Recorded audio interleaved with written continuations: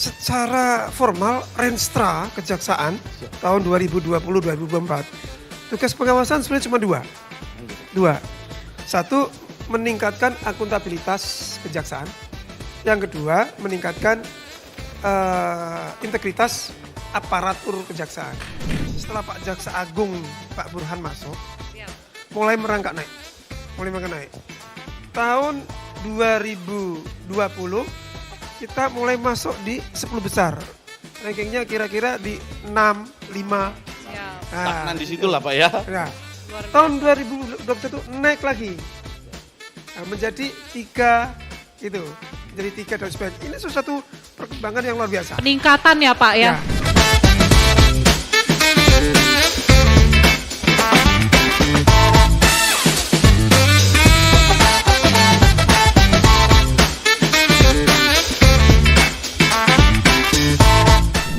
Sobat Adiaksa di seluruh Nusantara. Aduh, sudah mulai membiasakan menggunakan Nusantara. Siap. Mentang-mentang kemarin habis wawancara dengan Ketua Otorita IKN. Wah, hari ini kembali dengan ini hari kedua Mega. rangkaian Rapat Kerja Nasional tahun 2023 dari Kejaksaan Republik Indonesia. Ya, dan kita kembali hadir di program Pojok Puspenkum yang ikut memeriahkan pelaksanaan Rakernas 2023 gitu kan. Masih dengan host yang sama, itu aja itu ya aja. Pak. Dengan siapa Bapak ganteng hostnya?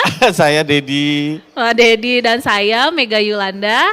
Oke. Hari ini kita kedatangan berbagai narasumber lagi tentunya yang berbeda-beda ya Pak. Betul. Hari ini kita kedatangan siapa Pak? Ini beliau ini yang paling saya segani. Saya paling melihat kalau sosok beliau tuh berwibawa banget. Waduh. Dan beliau pernah mendapat amanah sebagai Jampitsus dan hari ini beliau hadir sebagai Jaksa Agung Muda Pengawasan. Waduh. Bapak Dr. Ali Mukartono, selamat datang Bapak. Selamat datang Bapak, izin Bapak. Bapak tadi udah mencicipi coklat kami kan Pak. Saya berharap coklat itu memberikan rasa bahagia untuk Bapak pagi ini. Karena Bapak kedinginan sama seperti kami Pak. Saya dingin Pak.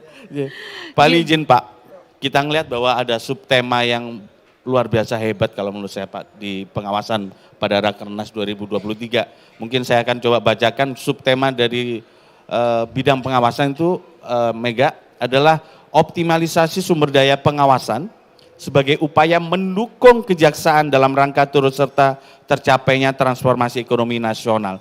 Ini kita kasih aplaus untuk tema besar ini. Mungkin Pak Jambas bisa menjelaskan Pak, subtema ini sebenarnya arah sasaran capainya nanti seperti apa Pak? Oke, terima kasih Mas Dedi, Mbak Mega. Saya baru pertama kali datang di pojok Puspenkum ini dalam rangka kita hari kedua ini ya. Hari kedua Pak. Rakernas Kejaksaan Republik Indonesia. Di dalam paparan saya tadi malam, saya mengangkat tema itu. Saya punya pikiran begini, bahwa tema ini berangkat dari undang-undang kita mengatakan bahwa kita bagian dari lembaga pemerintahan. Lembaga pemerintahan berarti tidak berbeda dengan lembaga kementerian yang lain. Nah, ini harus kita tegaskan juga dengan Pak Jokowi, Pak Presiden kita itu waktu melakukan pelantikan kabinet mengatakan tidak ada visi misi menteri. Yang ada visi misi presiden. Kan gitu. Berarti harus satu. Jadi semua lembaga pemerintah harus satu.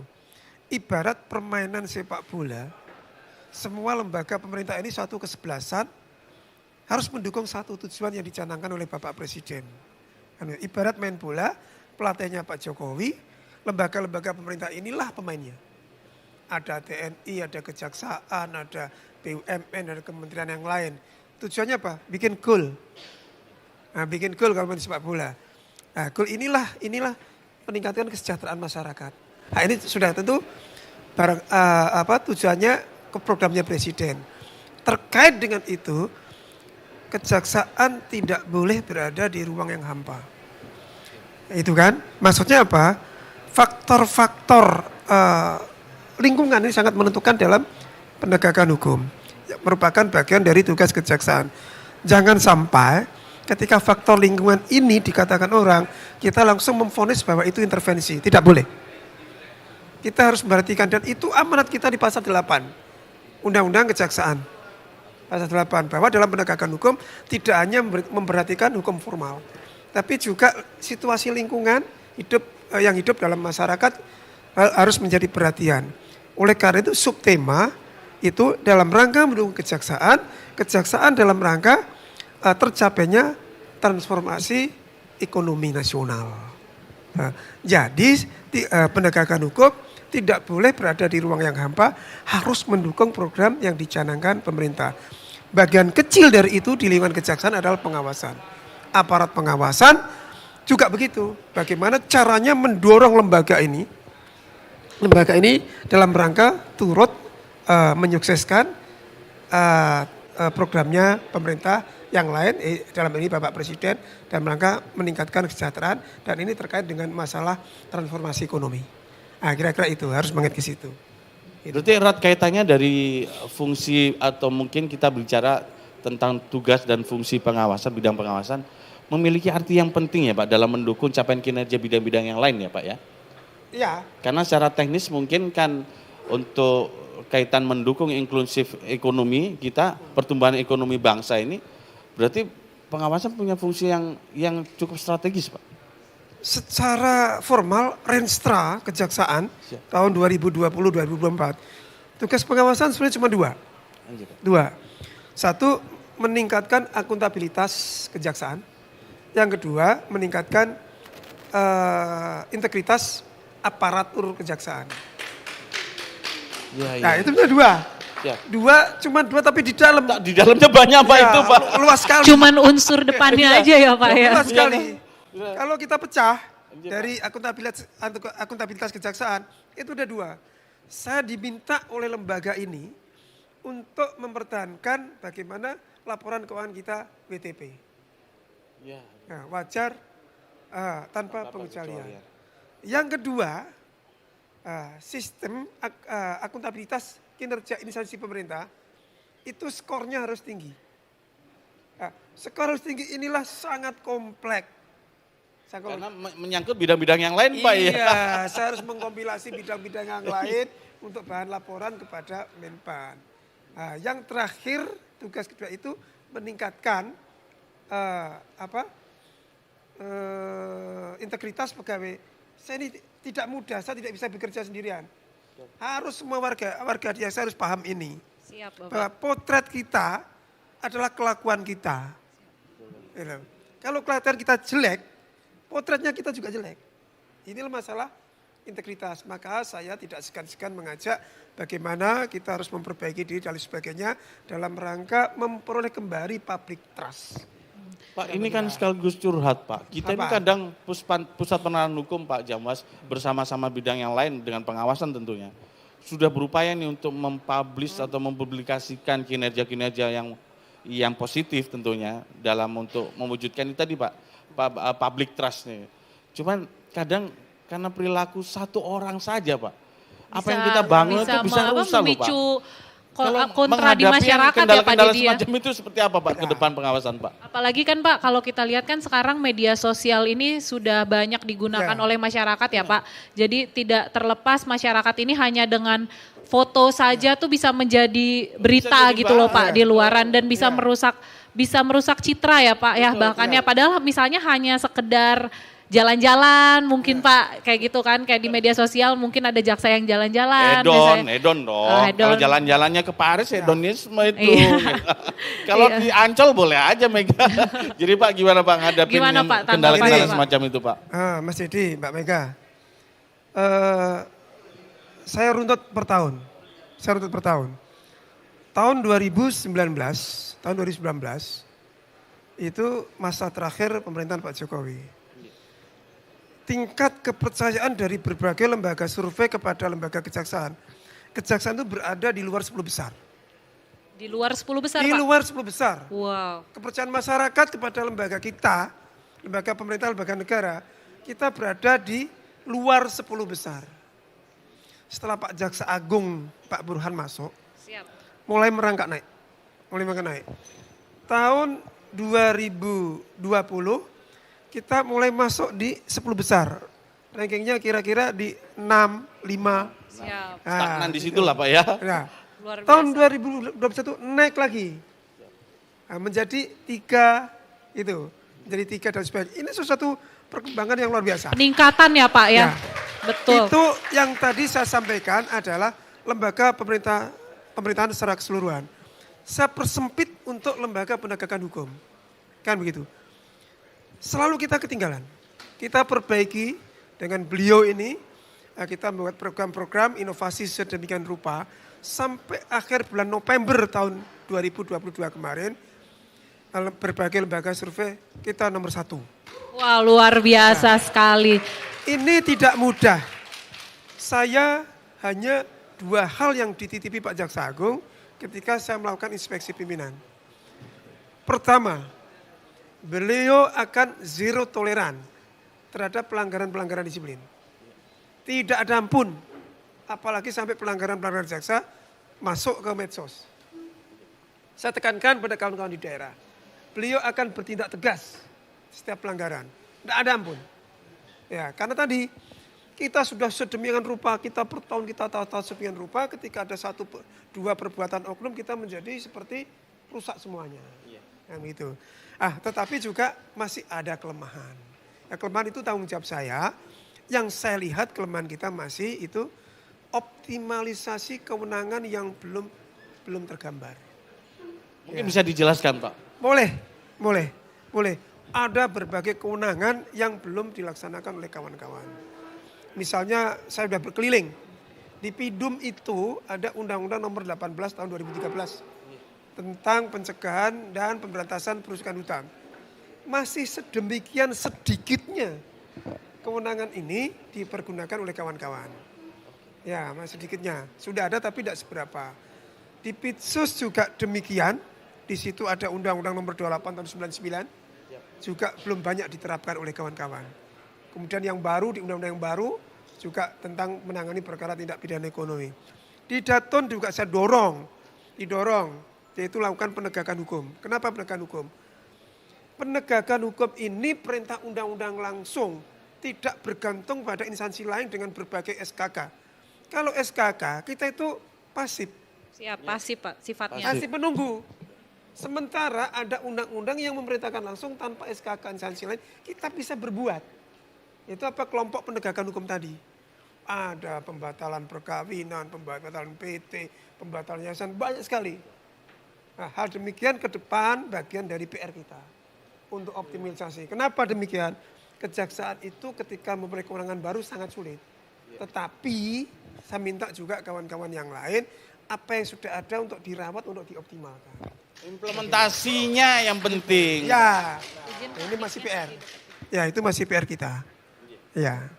Ya ini kayaknya PR-nya Pak Jamwas luar biasa berat loh ternyata. Luar biasa. Tadi ada satu Pak yang harus diingetin kalau kata Pak Jamwas, jangan sampai satu kesalahan jadi merusak seluruh instansi kalau kata Pak Jamwas kan. Betul. Dan yang mungkin nggak kalah berat itu tadi apa yang disampaikan beliau, bahwa pengawasan harus bisa menjadi berkontribusi terhadap capaian kinerja bidang lainnya. Iya, nah betul. Ini yang harus kita apresiasi untuk beliau ini. Pak, dari tahun 2022 Pak, capaian kinerja pengawasan sudah mencapai apa yang Bapak harapkan nggak Pak? Dari sisi jumlah pelanggaran menurun. Kalau tahun 2021, ya seingat saya yang dijatuhi hukuman karena pelanggaran itu sekitar 202. Ya, untuk 2022 167. Berkurang ya Pak ya? Ya, artinya pesan Pak Jaksa Agung saya menekan itu berhasil kita laksanakan. Tetapi saya harus akui, harus jujur, masih juga banyak kekurangannya. Kekurangannya itu di bidang manajemen. Bidang manajemen kita ada tugas yang namanya di luar TUSI. Nah, di luar TUSI. Itu kaitannya dengan tugas-tugas dari BPKP. Banyak tugasnya itu. Itu ada sakit, ada SPIP, Pak. ada penjaminan insuran, kemudian kualitas, ada manajemen risiko dan sebagainya. Ini sesuatu yang baru. Sementara kita ini rata-rata latar belakangnya sarjana hukum. Ya, sarjana hukum. Sekarang di pengawasan harus berbagi porsi pikiran kita di samping teknis, tapi juga manajemen. Berarti ada kemungkinan besar nanti pengembangan struktur organisasi pengawasan Boleh. akan bertambah banyak ya Pak ya? Boleh. Antara lain saya ingin menambah ada IRMUT di keuangan itu karena itu reviewnya itu banyak sekali. Dan juga saya tidak tahu ini nanti kalau Pak Jambin menyetujui, Pak Jaksa menyetujui, saya menginginkan ada IRMUT Pitmil. Benar. Ini bukan untuk ngawas-ngawasi kan Pak, tapi optimal. Maksud saya di setiap IRMUT itu ada IRMUT Pitmil. Karena apa? Nanti kalau inspeksi ke daerah supaya ada kultur TNI ini ada di kita juga. Siap. Tidak sepenuhnya oleh jaksa. Tapi ini perlu ya masih harapan lah. Perlu pendalaman karena tidak mudah juga memindahkan personel dari instansi lain kepada kita. Gitu. Wah luar biasa. Jadi fungsi pengawasannya semakin banyak ya Pak ya? Iya, tapi ingat loh bukan ngawas-ngawasi terus, tapi dalam rangka mendukung capaian kinerja bidang tugas yang lain. Mas Edi, Mbak Mega. Kenapa Pak? Kita sudah bergeser, pengawasan tidak hanya watchdog mencari kesalahan orang. Ini yang penting Pak. Tetapi juga kita sudah kita programkan menjadi konsultan dan menjadi katalis. Jadi ketika itu kesalahan masih bisa diperbaiki, jadi pengawasan ini mendampingi bidang lain. Oh begitu. Jangan sampai kesalahan itu. Ya. Dibina mungkin ya Pak ya? Ada semacam pendampingan. Kalau di Daton itu ada pendampingan di instansi lain. Nah di internal kita mencoba untuk mendampingi bidang lain. Supaya ketika ini tidak sampai kesalahannya semakin dalam, kita akan mencoba untuk kita kembalikan kepada rel yang benar. Jadi kalau didampingi sama sama pengawasan langsung. Kenapa Pak? Kalau menurut saya nih ya, menurut saya ternyata bidang pengawasan tuh punya tugas yang paling berat tuh. Iya betul. Paling berat. Kenapa? Kalau kita ngomongin menyangkut semua bidang. Menyangkut semua bidang. Karena menyangkut semua bidang Pak. Karena dia yang istilahnya mungkin jatuhnya seperti bertanggung jawab atas semua bidang. Karena capaian kinerja Pidum turun, beliau juga kena. Ya kan? Datun turun, pengawasan juga kena. Semuanya. Siap. Boleh. Izin Silakan. Pak Jamwas. Silakan Pak Tadi Ricardo. Bapak katakan kalau orang prestasi kinerja ada prestasi yang dihasilkan tinggi. Nah ini kalau Bapak terbalik, perbuatan tercela dari jaksa dan TU turun, baru itu keberhasilan UAS. Kira-kira kiatnya bagaimana Pak ngaturi orang-orang itu yang lain-lain ceritanya? Oke, terima kasih. Kiat-kiatnya katanya Pak gimana? Terima kasih Pak Direktur.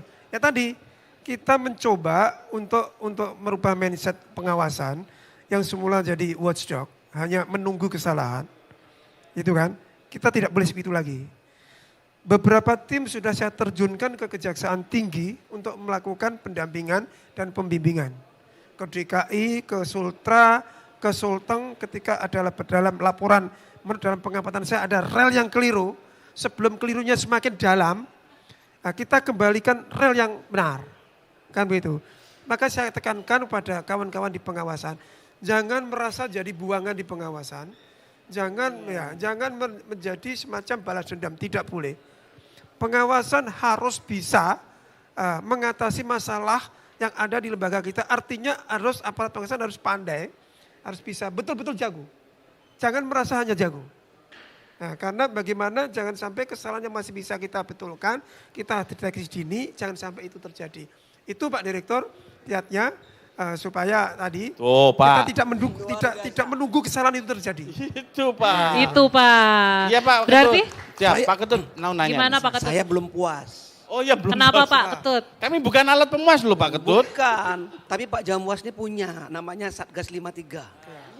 Satgas 53 ya Pak? Masyarakat tuh selalu nanya sama saya, media sama saya tuh, eksistensinya kayak apa sih? Pak, bukannya gitu Pak loh. Ketut paling was-was kalau ada telepon dari Pak Jamwas terkait Nah, ini ada nih. Satgas 53. Pak Jamwas ngeluarin surat biru aja saya deg-degan kayaknya Pak. Monggo Pak, dijawab Bapak. Jadi Pak. Makasih Pak Kapus. Jadi Satgas 53 bagian dari keprihatinan Pak Jaksa Agung, pimpinan kita, yaitu bagian juga tadi. Di dalam suratnya keputusan Pak Jaksa Agung Satgas 53 tidak hanya melakukan penindakan. Di sana ada dua hal yang perlu diperhatikan, deteksi dini dan tindakan preventif. Ya, jadi kita seiring begitu, deteksi dini dan tindakan preventif. Nah, ini kita kedepankan lagi. Jadi jangan sampai kita hanya jadi alat pemadam kebakaran saja. Tetapi kebakaran itu bisa tidak terjadi, kenapa kita tidak lakukan? Wih, keren. Ada tindakan preventif dulu katanya Iya, dari pengawasan. Makanya ada korelasinya Pak dengan turunnya jumlah tindak lanjut pengaduan Pak. Betul. Jadi Saya- berarti efektif ya Pak ya, tindakan preventif yang dilakukan pengawasan ini cukup penontonnya efektif. antusias banget ini. Pada mau nanya terus nih Iya, kayaknya. iya. Boleh Pak. Pak Jam. Boleh Pak. Ini kan kita harus cari alat pemuasnya kan. Oh iya. Tadi kan disampaikan oleh Pak Kapus Pen tentang Satgas 53. Sedangkan program Bapak berhasil Pak. Perbuatan tercela itu menurun. Lah kira-kira langkah ke depannya apa nih Satgas 53? Kalau sudah tidak ada yang perlu ini kan kolaborasi Intel dengan UAS Pak. Yang jelas ya Apakah mungkin kira-kira dibubarkan Pak. Terus oh, jongono. Maunya yang jawab Pak Jamwas, Pak Dedi. Ya kalau semua penurunan telah drastis gitu. Tidak ada yang aneh-aneh lagi, semua berjalan pada relnya. Lah terus buat apa nih Satgas 53 Pak? Nah, gimana Izin. Pak? Saya kira Satgas 53 tetap penting keberadaannya. Ya tadi, karena ada perluasan tindakan. Jadi kalau selama ini hanya sebagai pemukul gitu, penindak, nanti persentasinya kita geser. Yang selama ini pengawasan, porsi pencegahan dan porsi deteksi dini itu lebih kecil daripada porsi penindakan. Ke depan kita mencoba untuk geser, penindakannya kita lebih kecil. Ketika tidak ada tindak lagi kita bisa perbaiki di tingkat deteksi dini dan preventif. Nah, untuk apa lagi ada penindakan? Kan begitu. Tapi penindakan tetap perlu. Ya, karena bagaimana juga saya tidak bisa mengawasi kawan-kawan kejaksaan di seluruh Indonesia. Tidak bisa, saya satu persatu. Sehingga tetap saja zero toleran tetap jalan. Yang salah harus salah. Program zero toleran tetap jalan. Nah, hanya porsinya akan kita mencoba untuk kegeser, kita presentasinya di deteksi dini dan preventifnya ini kita besarkan. Nah, ini yang penindakan yang kita sesuaikan dengan kebutuhan. Betul. Gitu, Jadi kira-kira begitu. Satgas Strateginya. 53-nya tetap ada ya Pak Tetap ya. wajib itu. Wajib. Bila Karena perlu sistem kerjanya, SOP-nya disempurnakan Iya. supaya Satgas 53 akuntabel gitu ya Pak ya. Iya, karena kalau menurut saya Pak memang tindakan preventif ini lebih efektif ya Pak kayaknya, apalagi kan banyak anak-anak baru Kalau mungkin Pak. ngomongin preventif itu sebenarnya pengawasan memfungsikan dirinya sebagai bapak dari anak-anaknya. Iya, gitu. betul. Kira-kira gitu ya Pak ya. Apalagi kan Pak kita kan banyak ada anggota Insan Adiaksa baru terus kan Pak, setiap tahunnya kita menerima anggota baru, mau nggak mau kan mereka biasanya belum terbiasa Pak dengan sistem kerja kejaksaan, aturan-aturan di kejaksaan, mungkin disitulah peran preventifnya dari bidang pengawasan juga bisa dimulai dari Iya. situ ya Pak. Mega, ini kita ngomongin Undang-Undang 11 tahun 2021 itu. Oke. Di situ kan ada pasal yang mengatur bahwa kita sekarang itu ASN dengan kekhususan. Gimana tuh Pak Nah, maksudnya? jadi izin Pak Jamwas, dengan adanya kategori bahwa kita ASN dengan kekhususan, tugas apa yang harus dilakukan oleh bidang pengawasan Pak? Betul, di dalam Undang-Undang 11 2021 tentang perubahan Undang-Undang 16 2004, harapan kita terwujud bahwa selama ini ASN dengan kekhususan itu belum tertuang dalam undang-undang. Dengan Undang-Undang 11 2021 ada penegasan bahwa kita ada khususan. Nah, sekarang khususannya itu apa? Nah, khususannya itu luas sekali. Di dalam pandangan saya, khususan itu bisa membuat struktur sendiri yang berbeda dengan lembaga lain. Bisa membuat rentang kepangkatan sendiri. Ya, bisa mengatur penggajian sendiri. Nah, tapi ini tugas BIN. Ada satu lagi yang tugas pengawasan, yaitu harus ada kode etik atau kode perilaku jaksa. Harus tersendiri, karena sudah ditegaskan kita khususan sebagai jabatan profesi. Ya begitu. Lah, kode etik dan kode perilaku inilah menjadi tugas UAS, ke depan menjadi PR-nya pengawasan dalam rangka menjaga profesi kita ini supaya dijalankan dengan benar. Apabila terjadi pelanggaran, maka akan berhadapan dengan kode perilaku jaksa ini yang sekarang masih disusun. Sebetulnya kode perilaku jaksa ini tahun 2012 sudah ada. Cuman belum bisa diterapkan. Kenapa itu Pak? Pertama, soal majelisnya belum terbentuk. Jadi harus majelisnya belum terbentuk. Itu, majelisnya belum terbentuk. Yang kedua, di sana hanya tindakan administratif. Sementara di Undang-Undang 11 2021 kemarin, pasal 13 huruf E, dimungkinkan diberhentikan dengan tidak hormat. Karena melanggar kode perilaku. Kalau yang kode perilaku yang lama tidak bisa.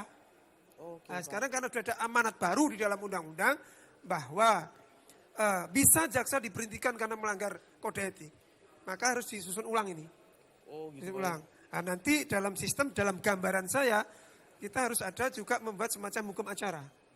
Karena untuk pembuktian kesalahan melanggar kode perilaku harus melalui proses persidangan. Nah, kira-kira Wow, luar biasa. Nah, berarti kan kita harus waspada ini, bukan waspada sih kalau ngomongin. Saat ini pemerintah lagi menyusun rancangan undang-undang terkait dengan perubahan Undang-Undang 14 tahun 2000, Undang-Undang nomor 5 tahun 2014 tentang ASN Pak.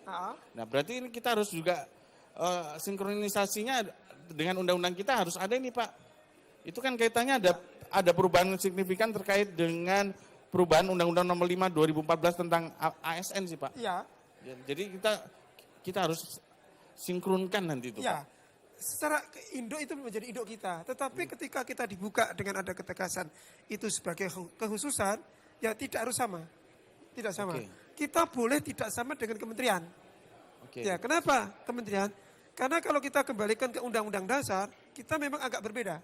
Iya. Kita cantolannya di pasal 24 Undang-Undang Dasar, yaitu di bagian dari kekuasaan kehakiman.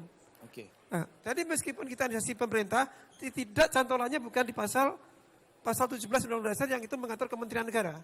Oke. Ya, di sana melaksanakan tugas-tugas pemerintahan, sementara di kita ini melaksanakan kekuasaan negara terkait dengan kekuasaan kehakiman.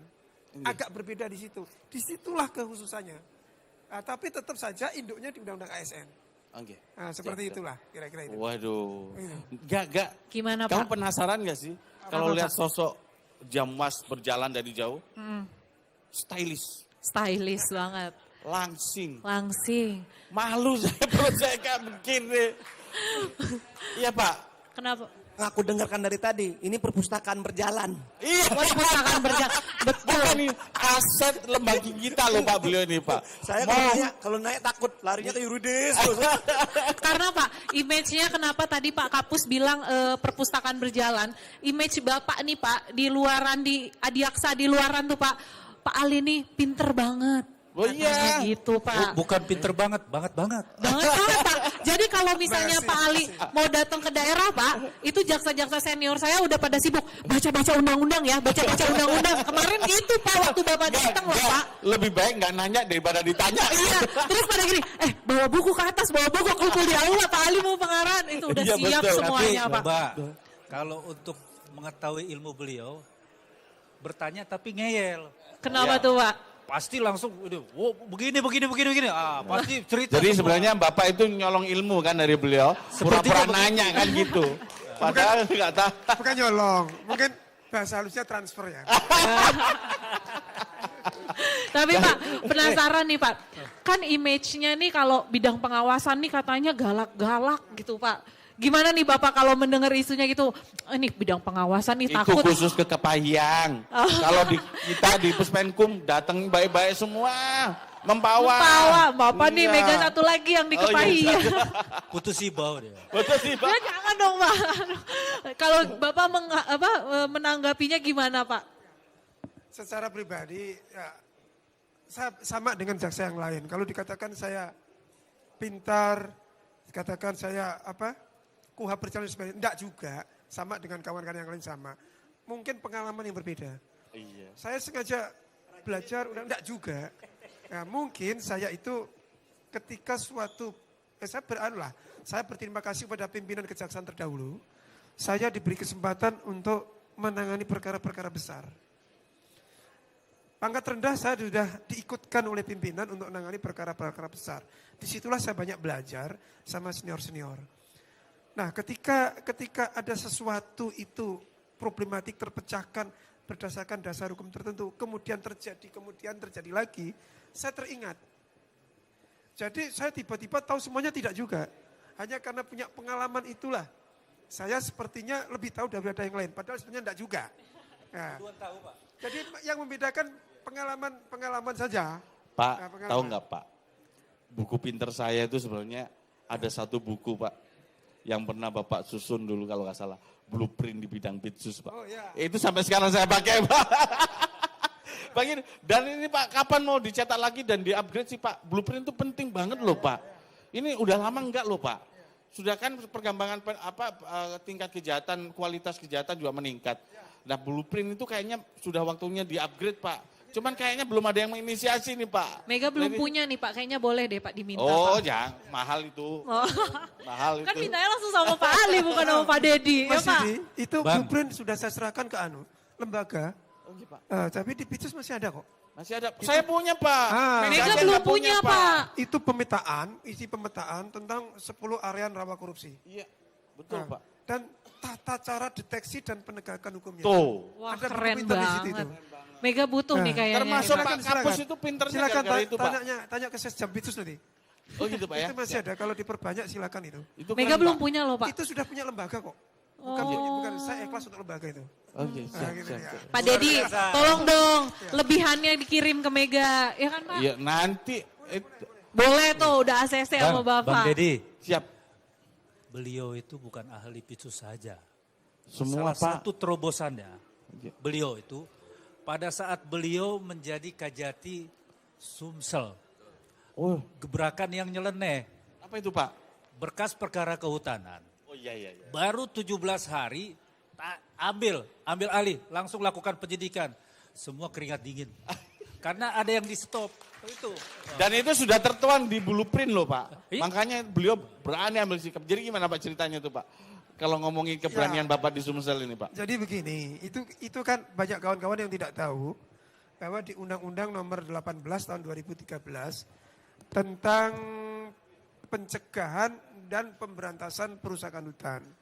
Di pasal 39 huruf B itu kejaksaan diberi kewenangan penuntut umum untuk melakukan penyidikan terhadap berkas perkara yang belum lengkap. Saya ingat kewenangan itu diperoleh dengan susah payah. Tahun 2012, tahun 2013 itu kewenangan itu diperoleh dengan susah payah. Artinya itu kewenangan baru kejaksaan. Tetapi setelah menjadi undang-undang, sosialisasinya sepertinya kurang. Ya, nah disitulah saya mencoba untuk menerapkan kewenangan baru yang kawan-kawan belum pernah menerapkan. Memang itu tingkat kesulitannya agak lumayan tinggi. Kenapa kesulitan agak tinggi? Karena itu terjadi penyimpangan dari KUHAP. Kenapa penyimpangan dari KUHAP?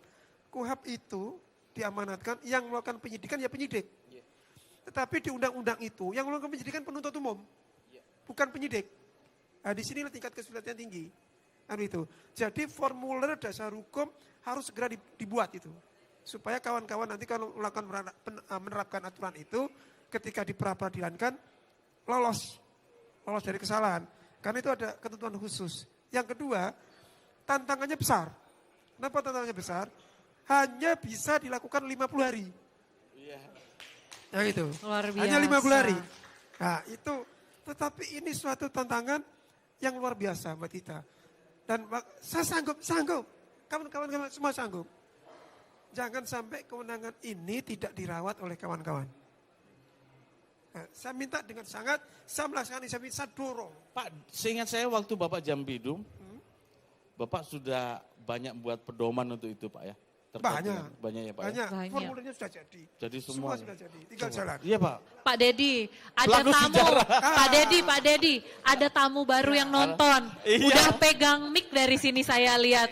Ini kayaknya narasumber kita kemarin, Pak. Iya. Selamat datang, Belum Pak Kajati belum DKI. puas, Terima Pak. kasih. Belum puas kemarin ditanya-tanya di sini, jadi dia pengen nanya-nanya kayak nih. Selamat datang, Pak Reda.